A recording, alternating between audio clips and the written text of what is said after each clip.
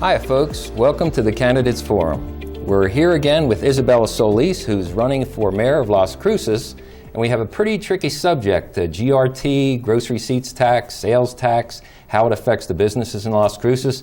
And for this, we have a special guest, Ben Rawson, one of my favorite county commissioners, and he was the chairman of the county commission. So maybe someday we'll get him back there again. So Isabella, welcome to the show. Thank you, Dave. Ben, welcome to the show. Thank you.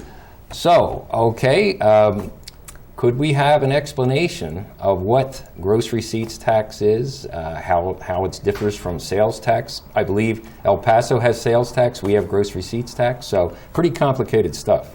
It is kind of confusing, Dave, but I also want to say welcome, Ben. Thank you so much for joining us in in our show today. Absolutely. I really feel like Ben is a numbers guy. I've always said that, and he's really good at it, and so I felt like he would be an excellent expert in trying to explain the GRT, which is actually been a very confusing topic for many residents as I begin to ask questions about it. So the gross receipt tax, currently we are at 8.3125%. That is a gross receipt tax right now.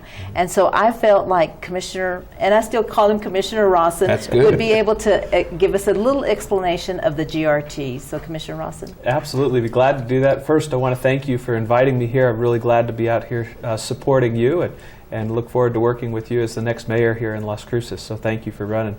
So the gross receipts tax in New Mexico, the rates range from 5.125% all the way up to 8.6875% across the state. Mm-hmm. And as you mentioned, here in Las Cruces, we're sitting at 8.3125%, which is right at the top end of that spectrum all the way across the state of New Mexico.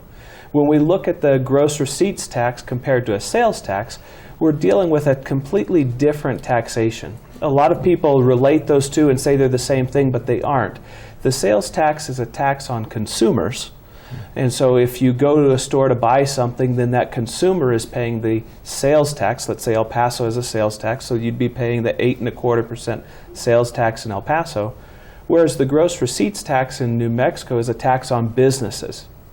Whether or not the business collects that tax from the consumer, they're paying that tax to the state of New Mexico. And so although it might sound a little bit like semantics, they're completely different animals.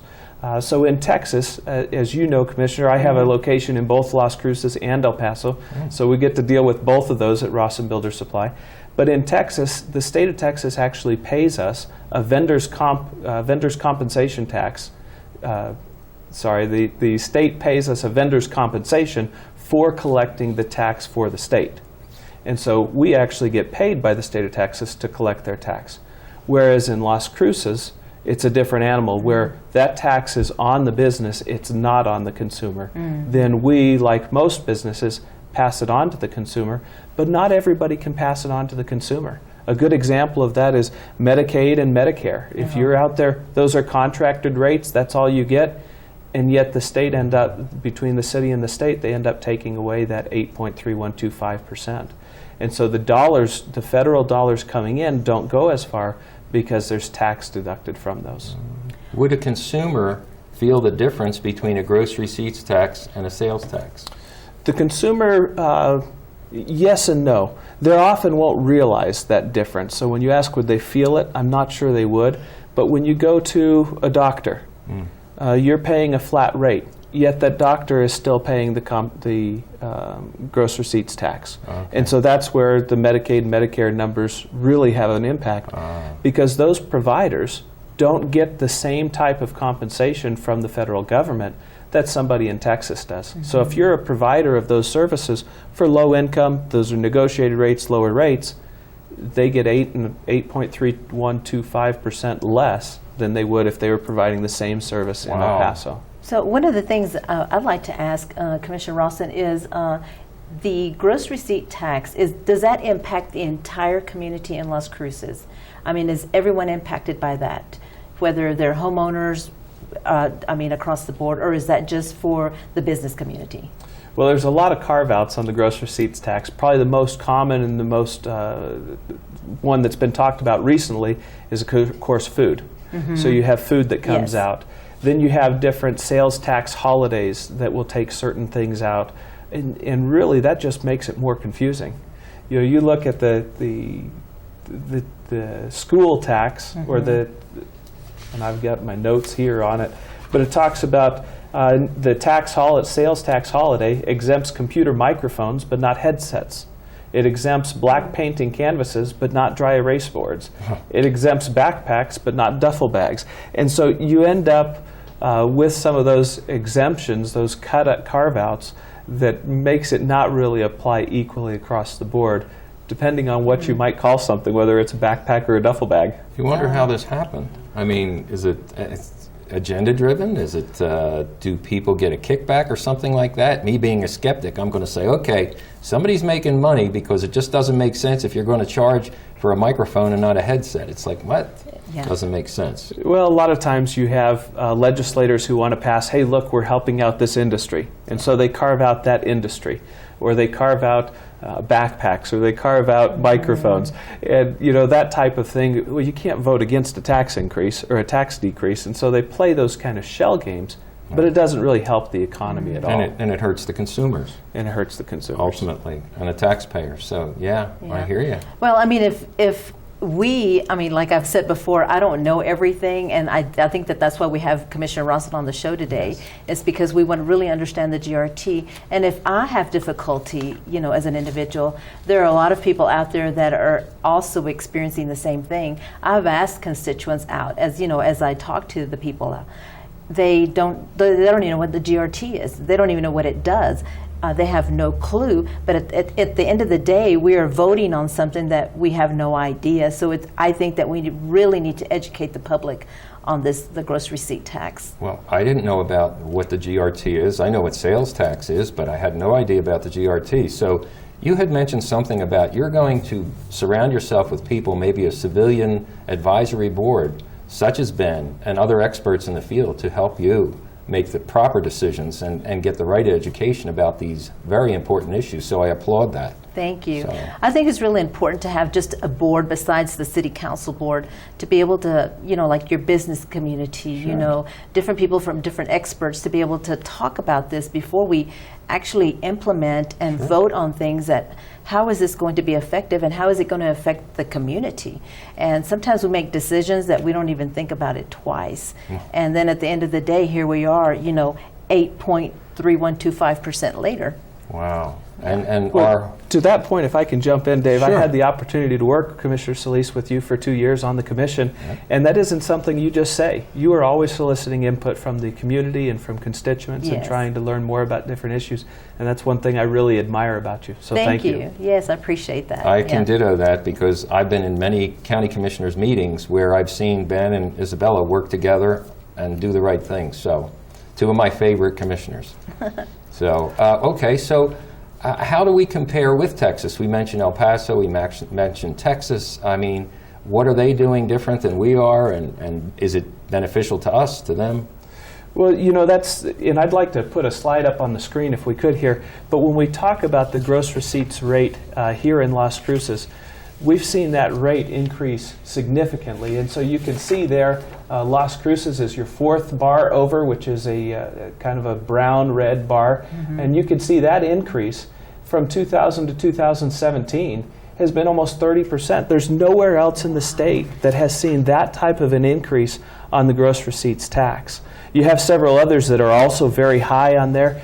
And the question is, why are they like that? And what is the need for that additional tax revenue? And that was one of the questions that I was curious about, is like, why are we doing this? I mean, where is the error that is causing us to increase the GRT in our city and even in the county? Well, I'd really ask people that are watching to think about your community and what you're seeing in your roads and the services that you get from the city. Because have they seen a 30% increase in the services here in the city of Las Cruces? That's a pretty major decrease, I'd say, considering Valley Drive and the other construction that's going on. It's like, holy smoke, it's a mess. It is. So, that's correct, yeah. Wow. Okay, so El Paso, what are our competition? I mean, if we're charging higher for taxes, they can go somewhere else. And El Paso, I would think, is a pretty big place to go. Especially for those of us here in Las Cruces, it's an easy place to go. I've got a second graph that I'll ask to put up on the screen here that shows what's happened with the El Paso rate compared to the Las Cruces rate. You know, having been born and raised here in Las Cruces always had the low rate, and you can see that on the screen there. That's the far left side? That's so the red line here is the Las Cruces rate.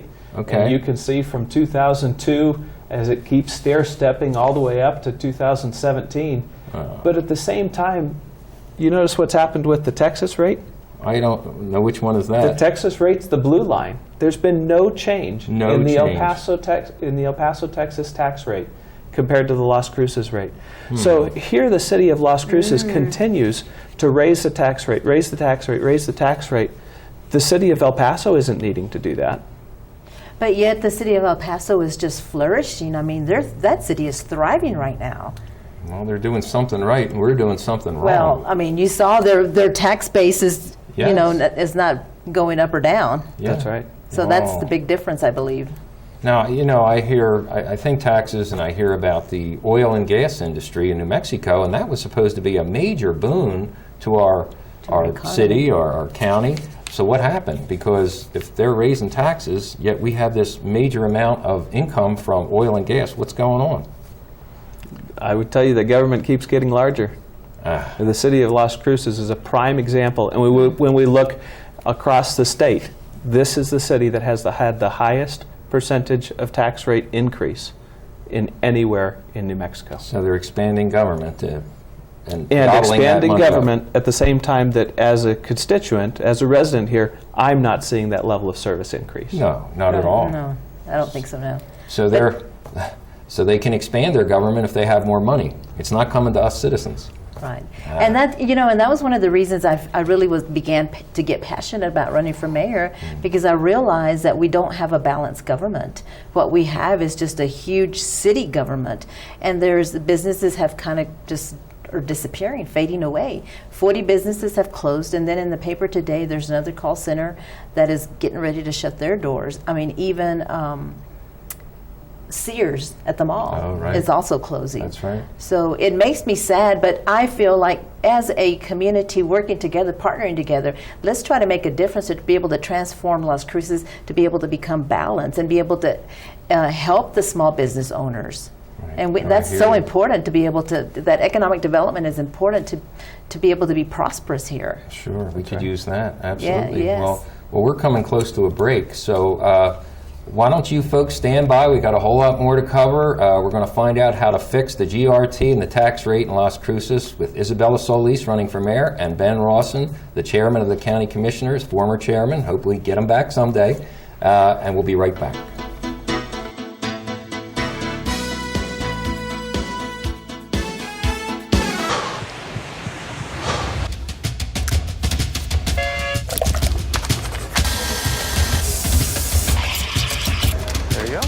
So great, you can do all these different gears like land. Okay. Nice. Guys, not all.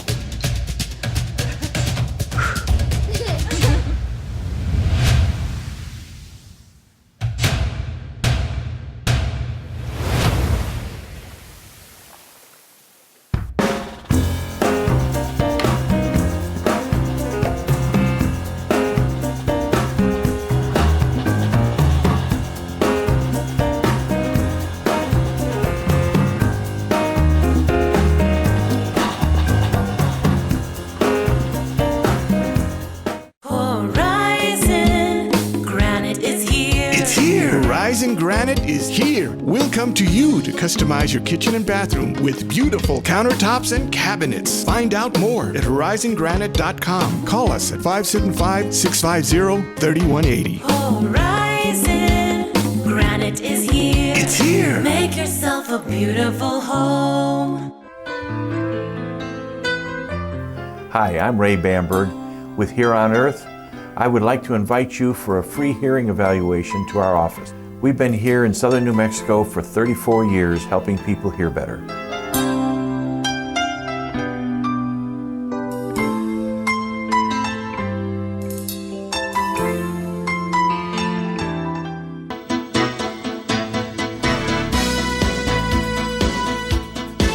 Hi, folks. Welcome back to the Candidates Forum.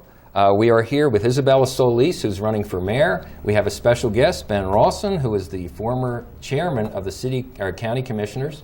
And Ben is explaining the ins and outs of GRT and taxes. And so we have a major problem. So how do we fix this problem? But even before that, can you explain what the problem is and then the solutions? Well, you know, I think one of those problems still is that we've talked about is not being competitive with our neighbor to the south. Right. And when we're looking at El Paso, how does that compare? In El Paso, that sales tax doesn't apply to labor. In Las Cruces, the gross receipts tax does apply to labor.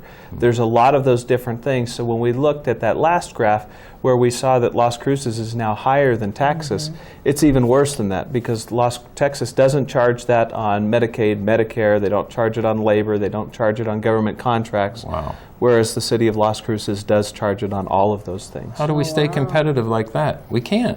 We can't. There has to be a change. Wow. And I'd really encourage going back to that last graph, I'll ask them to put that back up on the screen, that shows that tax rate that's been going up and up and up here in Las Cruces for the last 17 years. And it's time to... You want the one before that? This one will work just fine, but this also shows what some of the other tax rates are in other communities around New Mexico.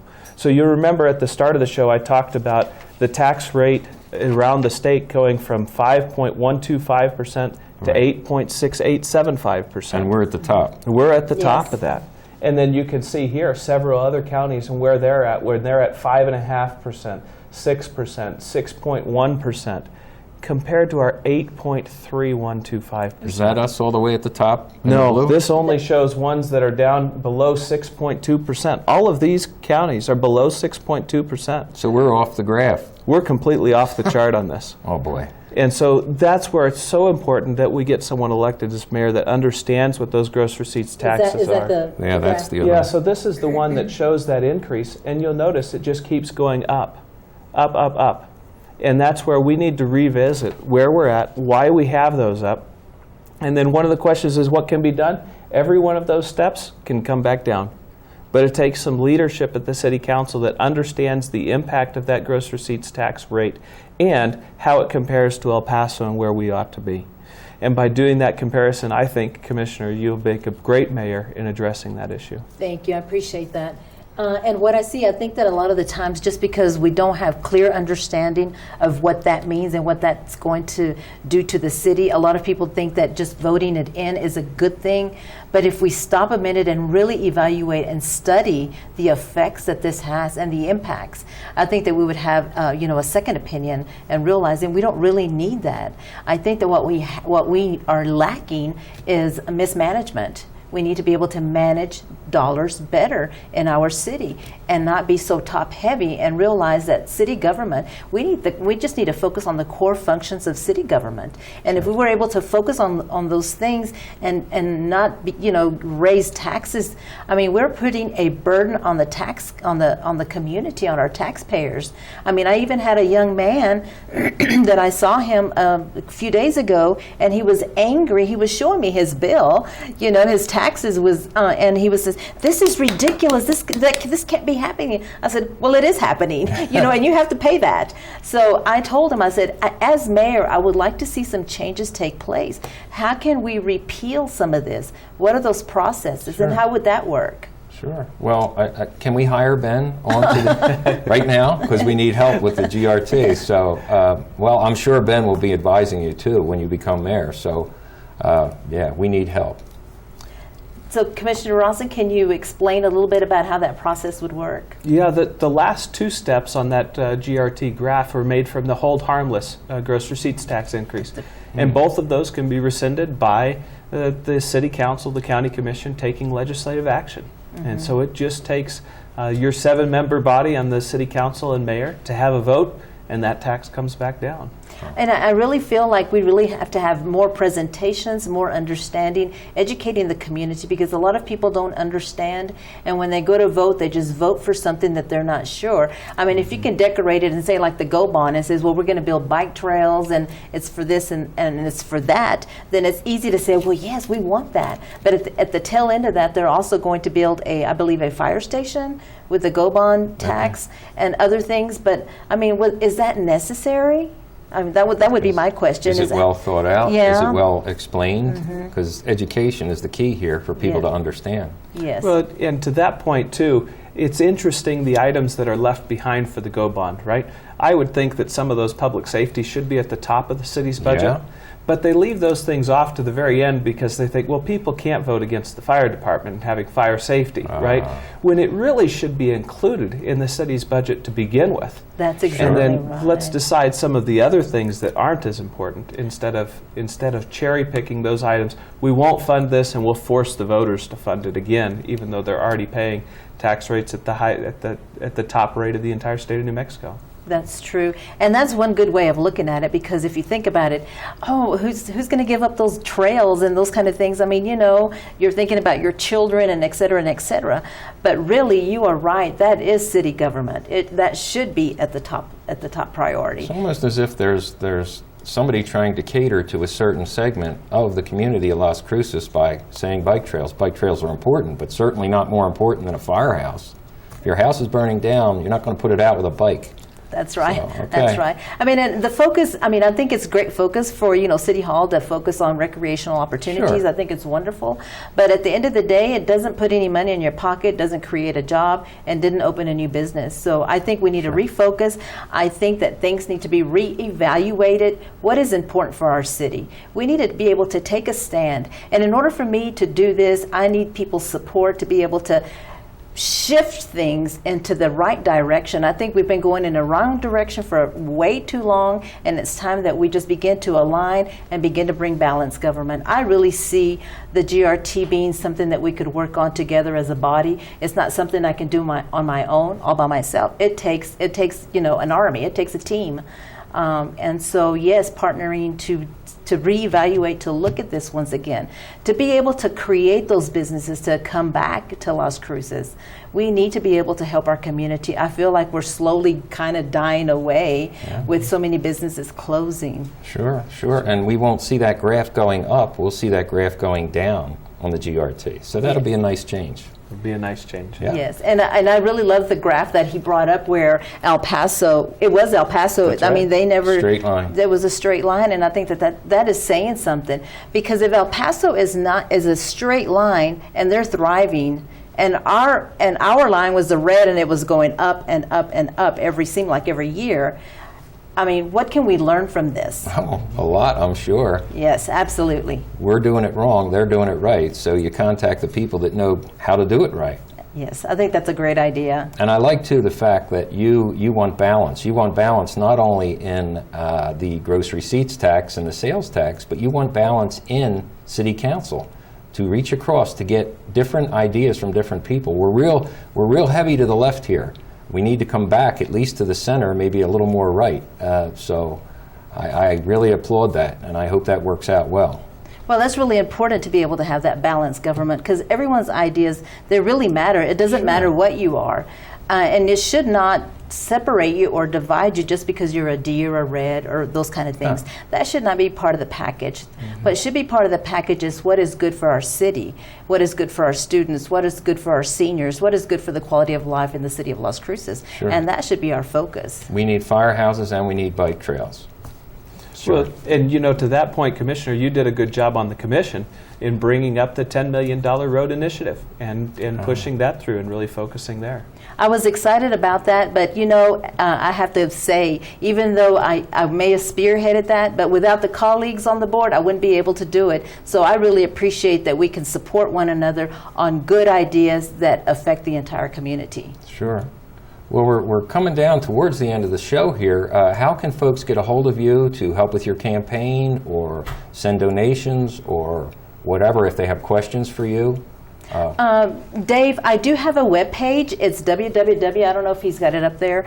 It's voteisabellasolis.com, and all my information is on there. They're welcome to call me at 575-312-6511. And I do have a Facebook page that can also reach me through Facebook. It's Isabella Solis for Mayor. Okay. Yeah, and so those are some of the ways. I kind of think you're going to get a lot of questions. Probably you want to direct them to Ben about gross receipts tax and sales tax and how this all plays out, because I'm getting it, but it's really hard to understand all of the ins and outs of this. So we do need experts to consult with. We do need people to discuss with and dialogue with. So Ben, is there anything you'd like to sum up and give us an overview or a goodbye? Well, there's a lot of information out there on the internet comparing the gross receipts tax and the sales tax, and so you can take a look on there, do some research on your own, see how that impacts many different avenues in our community. Okay, well, folks, I think we're going to close it up. It's been a good show. Thank you so much, Ben, for coming in and straightening us out on gross receipts tax and sales tax. Isabella, thank you again for coming in. Hopefully our new mayor of Las Cruces, and we'll get this city straightened out. So, folks, we'll see you next time on the Candidates Forum.